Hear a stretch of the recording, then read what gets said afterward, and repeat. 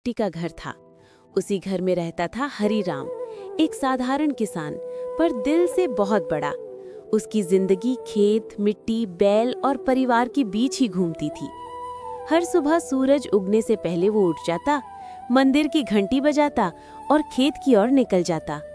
उसके लिए खेत सिर्फ जमीन नहीं थे, वो उसके सपने थे, उसकी जीवन रेखा थी।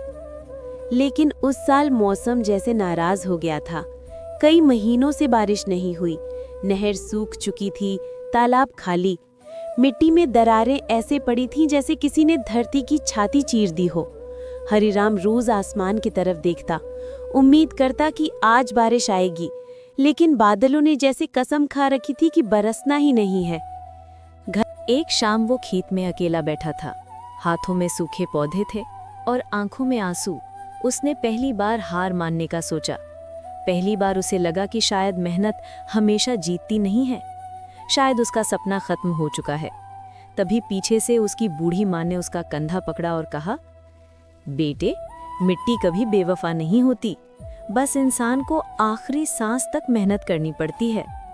उसकी माँ की बातों ने जैसे उसके भीतर नई आग जला दी। अगले ही दिन वो फिर से खेत में उतरा।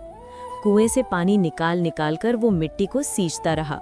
धूप में शरीर जल जाता, पसीना आंखों में जाता, हाथ छिल जाते, लेकिन वो रुकता नहीं था। गांव वाले कहते, हरीराम क्यों जान दे रहा है, इस बार कुछ नहीं होगा। पर वो बस एक ही बात कहता, उम्मीद बोई है, फसल एक दिन जरूर उगेगी। दिन बीतते गए, हफ्ते बीतते गए। एक रात अचानक हवा का रुख बदला, बादल आए, गरज हुई और फिर तेज बारिश शुरू हो गई। बारिश की आवाज सुनकर हरीराम दौड़कर बाहर निकला। मिट्टी की खुशबू हवा में फैल रही थी। उसे लगा जैसे भगवान खुद उसके खेतों को आशीर्वाद दे रहे हों। कुछ हफ्तों बाद खेतों में हरियाली लौट आई, पौधे खड़े हो गए, फसल लहलहाने लगी। वो दिन भी आया जब हरीराम अपनी पहली बाल्टी अनाज घर लेकर गया। बच्चों की आंखों में चमक थी, पत्नी की आंखों में आंसू, और हरीराम ने आसमान की तरफ देखते हुए कहा, मेहनत कभी धोखा नहीं देती, बस इंसान को टूटना नहीं चाहिए। वीडियो का अंत, धीमा संगीत, खेतों पर रोशनी, किसान का मुस्कुराता चेहरा। अगर आपको हरीराम की कहानी पसंद आई हो तो हमारे चैनल को सब्सक्राइब जरूर करें।